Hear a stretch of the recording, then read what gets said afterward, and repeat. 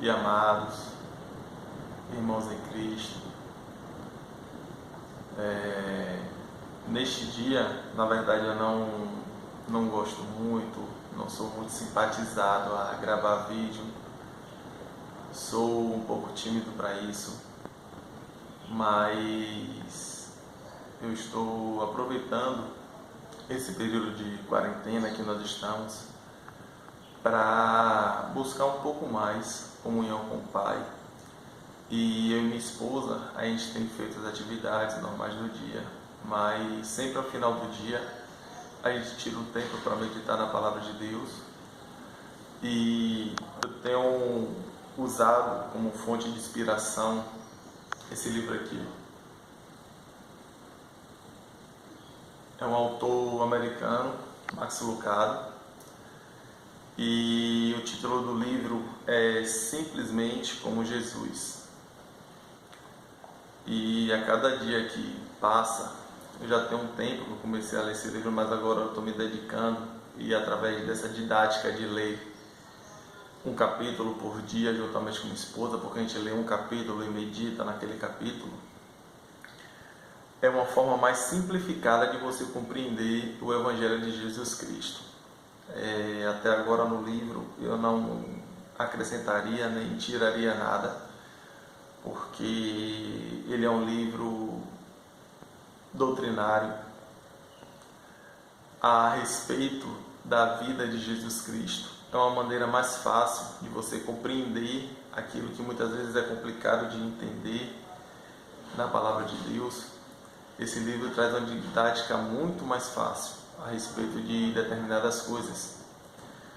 E eu estou aproveitando este momento, essa oportunidade que eu estou tendo de compartilhar isso com os irmãos, para trazer uma reflexão neste dia, certo?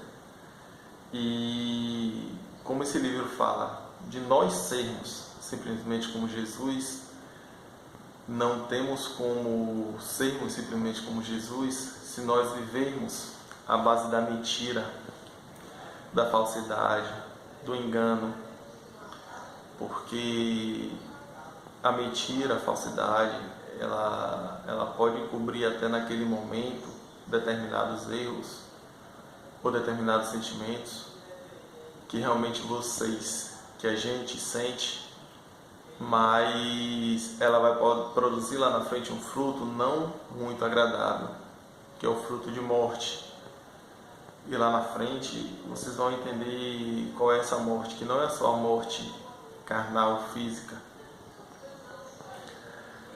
E eu queria ler o seguinte texto para os irmãos, que está escrito em Efésios 4, versículo 25, que diz o seguinte: pelo que deixai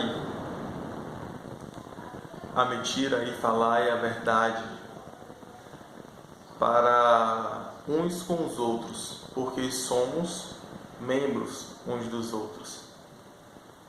Esse texto é o texto-chave para entendermos a forma de vivermos que seja agradável a Deus, no que diz respeito à honestidade, à sinceridade e à verdade. Desde o Velho Testamento, Deus, Ele mostra claramente o quanto Ele é entristecido, irado com a mentira, o quanto a mentira nos afasta dele, nos afasta da comunhão para com Ele. E Jesus Cristo mostrou isso através de determinadas situações. Jesus Cristo, ele sempre foi sincero e verdadeiro, lidando ali de frente com a samaritana. Ele falou que realmente ela já tinha tido 5 maridos, se eu não me engano, e aquele que estava com ela não era o marido dela. Jesus Cristo, ele, quando lidou com a mulher adúltera, ele não disse que ela não tinha praticado pecado. Ele disse: você errou, mas eu não te condeno. Agora vá e não peque mais. Então Jesus Cristo, ele sempre foi sincero a lidar com as pessoas, sempre foi verdadeiro, ele nunca cobriu o erro de ninguém. Mas, e aí, se nós formos sinceros o tempo todo, verdadeiros o tempo todo, a gente não está preparado para viver essa verdade o tempo todo. Correto. A gente não está preparado. Mas se Jesus Cristo morreu na cruz para que nós tivéssemos acesso a viver a verdade, nós temos que valorizar isso. Assim diz a palavra do Senhor: os lábios mentirosos são abomináveis ao Senhor, mas os que agem fielmente são o seu deleite. Os lábios mentirosos são abomináveis ao Senhor, mas os que agem fielmente são o seu deleite. Esse texto está escrito no livro de Salmos. Na verdade, o livro de Provérbios, capítulo 12, verso 22. Já no livro de Salmos tem escrito o seguinte: destruirás aqueles que professam a mentira, e o Senhor aborrecerá o homem sanguinário e fraudulento. Lá no livro de Hebreus, meus irmãos, diz o seguinte, diz que o Senhor, ele não mente. Deus, ele jamais mentirá. E se a morte de Cristo fez com que nós tivéssemos acesso a vivermos como Ele, sem precisarmos derramar sangue de animais, sem precisarmos fazer nenhum tipo de sacrifício da nossa parte para alcançar isso, apenas acreditar no poder do Espírito de Deus, que Ele nos ajudaria, nos auxiliaria nesse processo, a gente tem que entender que sim, é possível vivermos a verdade plenamente. Porque Cristo viveu para isso, para que nós fôssemos deixados de lado a lei do pecado, nós fôssemos libertos da lei do pecado e agora vivêssemos a lei de Cristo. Porque Cristo nos deixou uma lei, nos deixou mandamentos. Não é porque Cristo morreu e que a lei se cumpriu nele que não existe lei e mandamentos a serem cumpridos. Não. Continua a termos mandamentos a serem cumpridos. E a morte de Cristo nos dá acesso a isso. É um processo árduo, longo, diário, mas a gente tem que entender de que a todo momento a gente deve viver a verdade, honestidade, sinceridade. Não de uma forma mal educada, sem temer as consequências, não é isso. E essa fala não quer dizer que você deve praticar uma mentirinha aqui, uma mentirinha ali para evitar determinadas situações. Não. Você deve buscar sabedoria para viver a verdade. A verdade nunca foi, a mentira nunca foi a vontade de Deus para nossas vidas. Praticar mentira para encobrir erros nunca foi agradável a Deus. Independente do que você esteja passando, ou da situação que você esteja, pratique a verdade, seja honesto, seja sincero. Pratique a verdade, seja honesto e seja sincero. Porque a mentira tem consequências. A mentira, ela tem um salário. O salário de qualquer pecado é a morte. Mas a respeito desse livro aqui, vou trazer um exemplo bem prático para vocês entenderem e meditarem a respeito disso. De acordo com uma pesquisa, o diabo ainda está preparando teias e nós ainda estamos arrancando frutos. Aqui está fazendo uma menção do Éden, lá, de como tudo começou. Mas pessoas dizem ter trapaceado em seus casamentos do que em suas declarações de imposto de renda, segundo a pesquisa. Mais da metade diz que se a sua declaração sofresse uma auditoria, provavelmente devesse pagar mais dinheiro ao governo. Aproximadamente metade das pessoas entrevistadas diz que se bastasse um outro carro estacionado que se batesse, na verdade, que se batesse em um outro carro estacionado, sem nenhum ocupante, iria embora sem deixar sequer nota com seu nome ou telefone, embora a grande maioria concorda que isto seria imoral. Para você ver, as pessoas têm consciência do erro, mesmo assim praticam o erro. Muitas vezes involuntariamente, mas esse voluntariamente, para nós que servimos ao Senhor, existe uma atitude a ser tomada. Se você pratica a mentira involuntariamente, o Espírito Santo vai te constranger posteriormente a você entender de que você errou. E aí cabe a nós voltarmos onde nós erramos e corrigirmos o erro. Se eu pratiquei uma mentira, que é o tema desse vídeo,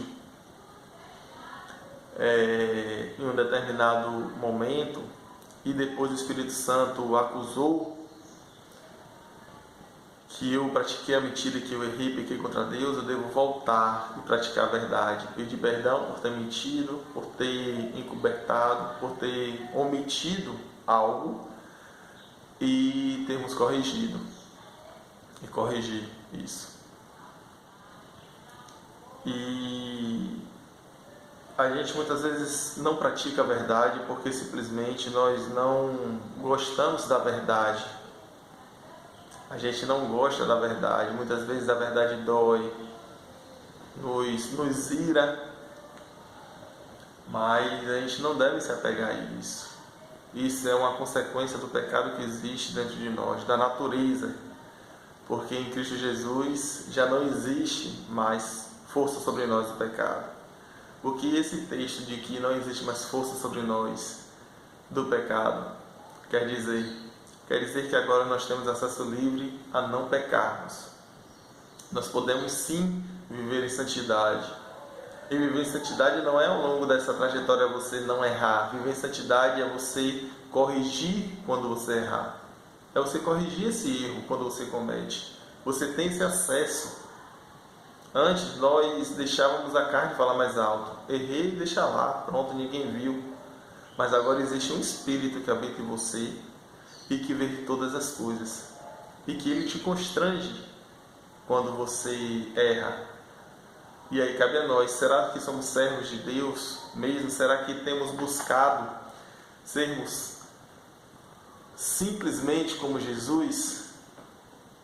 Porque Jesus não errou, não pecou e não mentiu.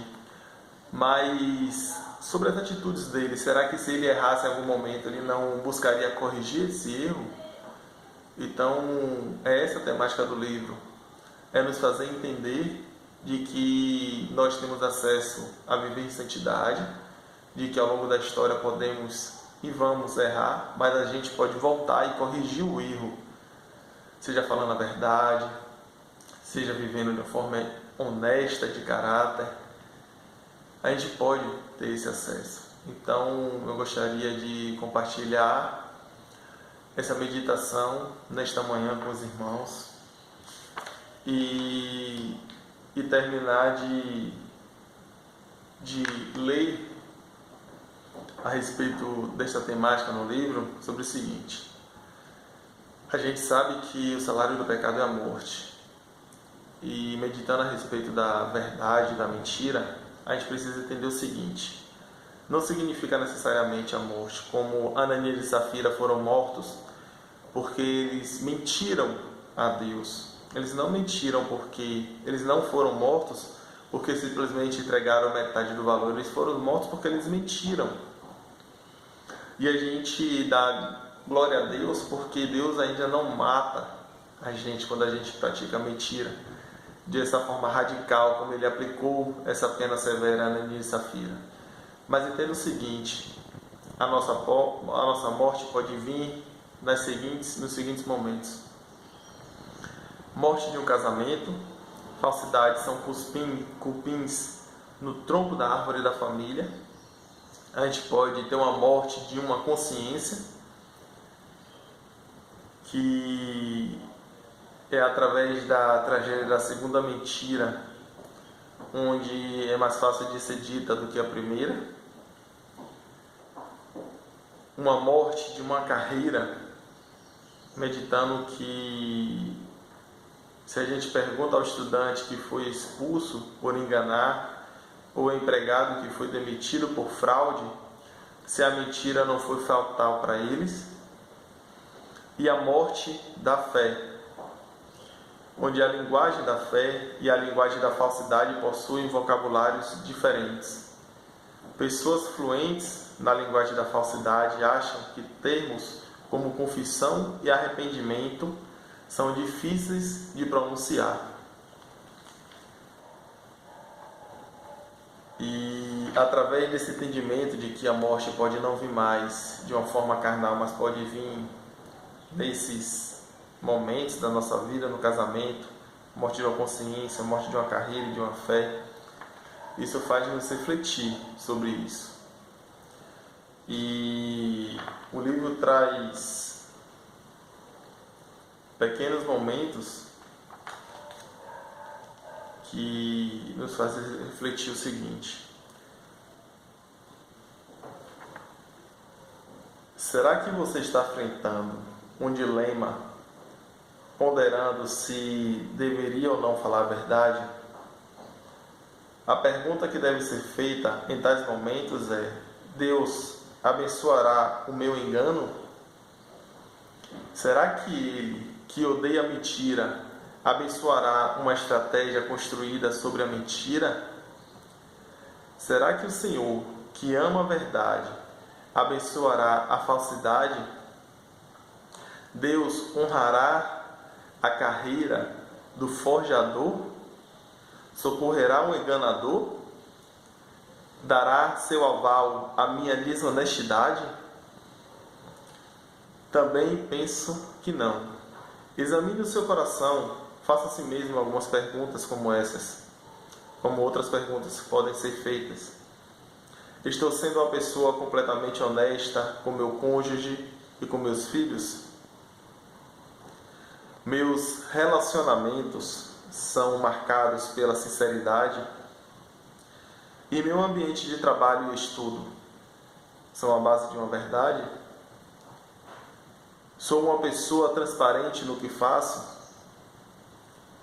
Sou um estudante confiável, um honesto pagador de impostos, uma testemunha merecedora de crédito no trabalho? Eu falo a verdade sempre?